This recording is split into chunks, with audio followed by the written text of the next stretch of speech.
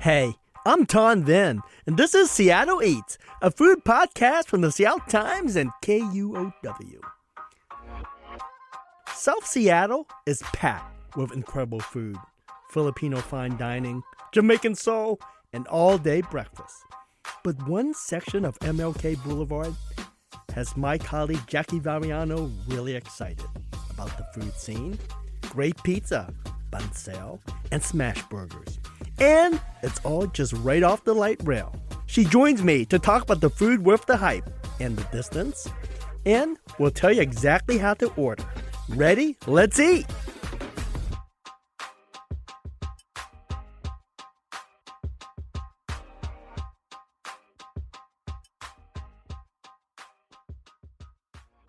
Hey, Seattle Eaters!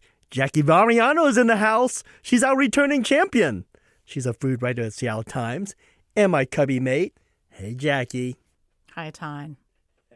Let's sound a little bit more excited than that. Yay! Ton, my favorite. That's better. I'm very easy. I'm high maintenance. I need... You are. I got to stroke your ego a little bit. Maybe I should be like, and I'm here with Ton Vin, not only my favorite colleague, but the city's best food writer. Wow. And Jackie will be our regular guest every week from now on, boys and girls. That's my goal. All right. Jackie writes a column about the hottest food neighborhoods around Seattle. And, dun, dun, dun, dun, she's back with another hot neighborhood you want to dine out in. Jackie, this is my must-read column. And you write it every freaking week. Don't you run out of neighborhoods? How do you approach this? Oh, that's such a good question because I think there are so many different kinds of restaurants in our city, right? There are ones that we would drive specifically to, depending on, like, no matter what neighborhood they were in. And then there are ones that we go to because they're in our neighborhood. And so I try to think, when I'm doing research, is this a kind of restaurant I would love to have in my neighborhood? Because it doesn't always matter if I would drive there. I mean, I'd drive a million places, or you would drive a million places. But to have something like this where you want to go and are excited about, that's close to your house, I think is always something worthy of looking at. What neighborhood do you have in mind for us this week to visit, Jackie? Well, today we are going down south to Othello, which is a neighborhood that I think you're pretty familiar with, right? Yeah, it is one of the largest Vietnamese community in the Washington state. Yes, and it has one of our favorite spots, KUOW Bakery. Yeah, where a lot of people get their bread for banh mi sandwiches, and they have that great pate show that's like $2, $1. Shh, don't tell people. That's one of the best kept secrets. No. Well, if they are longtime listeners of your podcast, they will know that last year we did a whole episode based around it. So hit the archives, people. But essentially, Othello is just the neighborhood that keeps on giving with good restaurant recs. I mean, there are just so many restaurants in like a 2-block radius right off the light rail, this one little stretch of MLK. See, now, Jackie, when I think of that neighborhood, I've lived there for 12 years, close to this neighborhood. It's just known as a big Vietnamese refugee community. Yeah. So there used to be just a bunch of noodle houses, just pho shops and banh mi's. Yeah. And pretty much that's it for the most part. But you know what? It's just a neighborhood for me, which I find fascinating, where it's not a destination. No. And then came AK Pizza. Oh, boy. Yeah. The most talked about place in the city. Yeah, I think you had the pizza like 3 times before I even got in once. So you're part of the problem. Okay, so AK Pizza is actually the first place I want to talk about. Opened in September by Alex Kim. If you have been at Seawolf Bakers or Oxbow in the past few years, you've probably eaten his food without knowing it. And now this is his first restaurant that he opened. He does only 60 pizzas on the days that he's open. It's a really small space. It's just, you're going to want a ticket to go. There's not a lot of dining in there. Right. At most 3 tables. Yeah. And that's usually taken up very quickly, I should say. And you have to order the pizza beforehand. You cannot just walk in and order pizza. Actually, the only thing you can walk in and get is a chocolate chip cookie. Well, Jackie, I know it's hard to get this pizza, but now here's bad news. The chef and cookbook author Kenji Lopez Alt came to my town hall event, and he raved about AK Pizza. And he anointed AK pizza, world-class pizza, one of the best he's had in Seattle. So you know what that means. Yeah, the Kenji effect is going to be happening again to all of us. He really is a perpetual ruiner of secrets, honestly. And what is a Kenji effect? Well, it's usually when he posts a very nice review on his Instagram page, and then every single person that loves Kenji goes to this restaurant and makes it even more difficult for everyone else to get our favorite things because he's the worst secret keeper alive, which is good. But yeah. it's hard. Do you like the pizza? I do like the pizza because, for lots of reasons. It's not a true New York style, which I don't think we need any more New York style pizza. Preach. But they're New York-ish in size. But I think they have a lot more flavor than the last time you got a dollar slice in New York City, right? Like the crust has actual flavor. There's salt in the dough. The sauce has a huge amount of flavor to it. The toppings are simple. There's only 3, maybe 4 pies, right? You can choose from. Just 4 pies. Usually a plain. 2 is pepperoni because you got to have pepperoni. Got to have pepperoni. 3 is usually the special of the month. Yeah. And the 4th is the vodka sauce pizza. Yep. Which is an East Coast thing. So he's keeping it very simple, not a ton of toppings, a lot of restraint. I will say a lot of cheese and a lot of oregano, which you can either like or not like. Well, Jackie, I know it's hard to get a slice. Yeah. I know it's hard to get a pizza, but as luck would have it, I did score a pizza last night at AK Pizza. I'm not surprised. So would you like to try it? 100% yes. Okay. And the only thing is there's no toaster oven, so we're going to have to eat this cold. Are you actually a cold pizza fan? I am a cold pizza fan. I'm a heathen for sure. I'll eat it any way I can get it. Oh, purple potato. Yes. Okay, what's the sauce on this? Tell me everything about it. The base is a creme fraiche, has mozzarella, a couple of cheese, and 2 types of potatoes. And how he played it is some of these potato slices are crispy, like potato chips. Oh. And some are kind of soft, so he wants that mashed potato texture. Oh. Yeah, it has chives, rosemary, andouille. Andouille? I was like, andouille. Ooh, Cajun. What she said, boys and girls. When I first met Alex Kim, I talked to him on the phone. I didn't know he was Asian, but I knew he was Asian because what he said is, I'm all about the texture. Oh. An Eastern chef and Asian chefs love texture. Yeah. And that's why he played this the way he did. He wanted different type of potato texture. He wanted you to think potato chips. Yep. He wanted you to think mashed potato. Okay. So this is his potato pizza. Is he to be mad that we're eating it cold to where the textures might be wrong? Oh, we should back up here. He is such a pizza geek that he recommends you actually eat his pizza in the store. So he wants it immediate. But I do eat a slice in my car. Oh, like immediately? Yes. I hate to say he is correct, but yes. His pizza does hold up well as takeout, but it tastes better when he serves it. And on that note, we're going to eat it cold. Yep.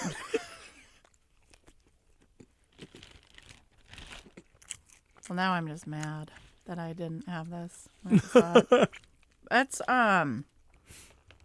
there's so much going on without too much going on. You know, the rule is when it comes to Italian pizza, not more than 2 or 3 ingredients. Keep it minimalist. Exactly. He really went overboard, didn't he? There's like 12 different ingredients here. Yeah. Like herbs and rosemary. A lot of extra virgin olive oil. Yeah. And he also grated some fresh parm. Yeah. Before he closed that pizza box. But I think it still works for me. Yeah.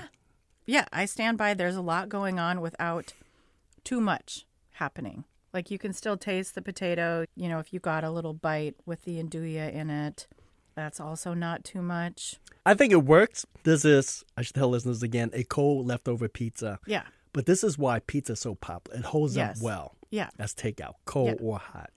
Yeah, so I don't know, maybe... Listeners, your best chance of getting a pizza at AK Pizza is maybe March 2027? Yeah, maybe. If you can wait that long? Boy, Jackie, do you have any hacks for getting around this? Yeah, you have Alex's secret cell phone like Tan Bin. No. You have to sign up for their email alerts, which you order 24 hours in advance, so it takes pre-planning. And then once you sign up for the text alerts, you will get them 15 minutes before orders open for the next day. And then you just have to drop anything you're doing to do it. Like It's all in the wrist, boys Yep, and all girls. in the wrist. If you do more yoga, you have more dexterity. Yeah, and which it is helps. why I'm you're just working kidding. because you are hot yoga yogini, whatever the word is. Yeah, there you for go. a practitioner. Or we just need to help him find maybe some employees so he can up the output from 60 pizzas to Oh, Jackie, we are 100. such a good team. Thank you for the segue. Here's a scoop for listeners. He has, because he's so busy, Mm-hmm. he has hired a second person to help him on weekends, he Oh, told that's me. awesome. So he has amped up from 60 to, I believe, 90 to 100 doughs. Your chance of scoring a pizza has gone up exponentially. Yes. For sure. Keep trying. Well, I'm very curious. What is another place that's good in this neighborhood? Nissi Banh, which is in a shopping center. I will say the parking lot is very competitive because there are just so many. There's a nail place. There's a smash burger place, Smash, that I love. There's Nissi Banh. There's a couple other restaurants. You've been here, haven't you? I have. I've been to the one that just opened in Burien. Okay. Same ownership. So Oh, this nice. is a Vietnamese place, as I recall. Yep. Yeah. Tell me about it. What do you like about it? Well, there's so much to like about it. I think it's also very non-pretentious. It's similar to AK in that, like, you're just going in to pick up food. It's a deli. There's a little retail area. You can buy frozen items and you can get fresh juice. You can get a ton of different kinds of banh mi. But there also is this it's not a hot bar. It's a hot case. Yeah. There's a hot case. This is a good example of the new age, the new generation of banh mi shops in Seattle. It's, yes, the main thing Yeah. are banh mi's, but they Yes. also have a hot food station. Yes. So it's like you get jasmine rice and two sides. And I usually love like stuffed tofu. It could be Yeah. stuffed pork tofu. Yeah. They have stews and deep fried fish. So Yes. that is another popular place. It will always be your best value if you're on a budget, is to get the hot food plate, 100%. rice, and two sides. Well, and you might be in there for a sandwich, but like, do not discount what is in that hot case Yes. by any means. Because my favorite thing was banh sao. Basically just a Vietnamese crepe, pretty Yep. much. It has coconut flavors, turmeric. That's what makes it yellow is the turmeric. So it looks like eggs, but it's a crispy pancake. It usually comes with pork belly and shrimp. Yeah. What did yours come with? It was. It wasn't pork belly. It was more just like little pieces of like a pork loin and those tiny little bay shrimp. You wouldn't think a crepe would hold up in a hot case, but it was, I mean, it's so crispy. It's served with a bunch of fresh herbs and pickled vegetables and lettuce. And I don't know. Yeah. It was, I was so blown away by how good it was for $7. Right. It's a $7 lunch. And for listeners who are vegan or vegetarian, I think this is the best Vietnamese vegetarian dish you can get. Because what they'll do is they'll use seasoned tofu instead of shrimp instead or of pork shrimp belly. or pork. Yeah. And you're thinking, well, crepe isn't filling. What they fill it with is bean sprouts, like you will see on pho. Yep. That's to give it texture and to give it some oomph, to give it some. A little body, a little extra body to it. Yes. And then you stuff it with those like fresh herbs and the Yes. pickled carrots and the lettuce. And you pour a little sauce that I probably shouldn't be pouring on it, but I am. It's funny. I'm glad you mentioned that. There's a couple ways to eat this. The traditional way is it comes with lettuce wrap. So you put a lettuce wrap around this crepe, and then you dip it in the fish sauce. Yeah. And that's how you eat it. The younger generation, they're like me. They don't Yeah. care about the greens. They just take the entire. They treat it like a taco, and they Yes. just put it in their I mouth. shoved everything in like a taco. I dumped the fish sauce over like it was hot sauce and just crunched away. And I've never been happier. Yeah. And this is, okay, we're going to do this deep dive again. The purists will not accept it any old way. They No, feel like that's you fine. have to eat it with the lettuce wrap on the outside, Why? exterior. Because they believe that if you put it inside the crepe, Yeah. then it gets all wilted, it gets all soggy. I ate it too fast. There was Yeah, no that's chance what of I'm wilting. thinking. Like- and it wasn't that hot by the time I drove it to my house. To each his or her own. I don't think Yes. there's a right or wrong way to eat this. No. Plus, you add in an egg roll that at $1 a piece, you could have just like Yeah. a bouquet of egg rolls for $10. I mean, Very peppery. I have had the spring roll there. It's Yeah. also very good. It's only Yes. $1. And what I love is it's served with a side of fish sauce. Usually what's served is with the sweet and sour sauce, which I don't like. No, this fish is sauce way better. is so much better. It has a nice umami, pungent funk to it. Yeah. Oh, and one of the things about Nissi Banh is like, unlike most banh mi counters, they also serve pho and soup. Yes, their menu was a lot bigger than I initially had realized, I guess. I don't know, because you walk in and you just see juice and banh mi, and then the more you look, you're like, oh, wait, you also have this, and you have this, and what's in this hot case? Yes. So take your time when you're in Nissi Banh. And this is how you know you're in a Vietnamese neighborhood. Because if you look at the banh mi menu, and if you see a sardine banh mi, then you know this is a Vietnamese demographic. Oh. I'm a refugee. Yeah. And when you're a refugee, you come to the United States, what they give you is tin can sardines, which are awful. But what you do is buy the bread and you put mayo and you make your sardine banh mi. So that's why it's really so popular in the United States. Yeah. And have you ever had one there? I did not have it there, but I've had it before.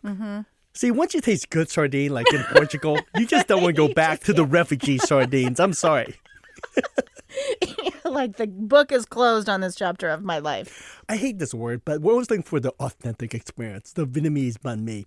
Yeah. Look at the menu.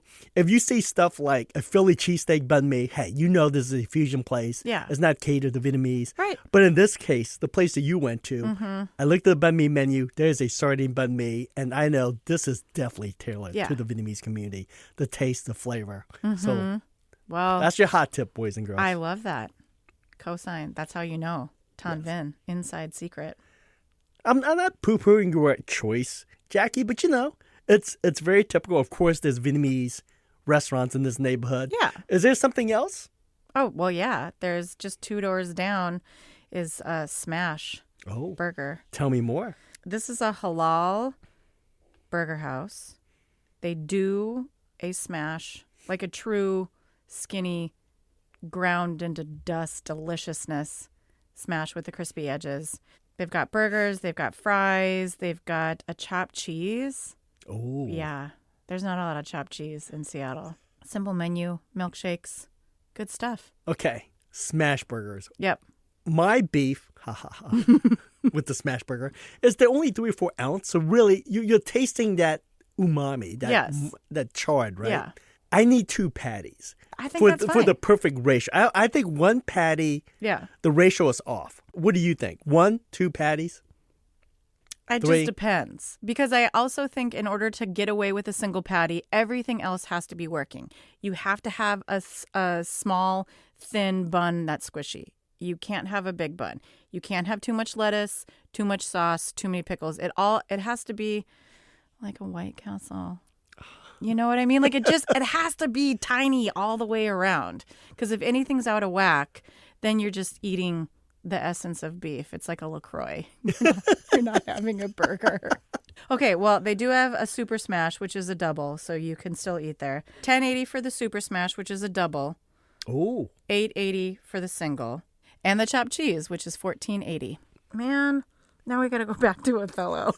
That's that neighborhood. There is that opportunity to have just like a little deli next to a smash burger place. Like Smash, which is 2 doors down from Nissi Banh. Oh, Jackie, I have an idea. I've got a hack for this spot. Why don't we go now before the episode airs? We order a few smash burgers, maybe a chopped cheese, and a milkshake? Yeah, we're definitely getting a chopped cheese. I'm not sharing with you. And then we can talk smash burgers. All right.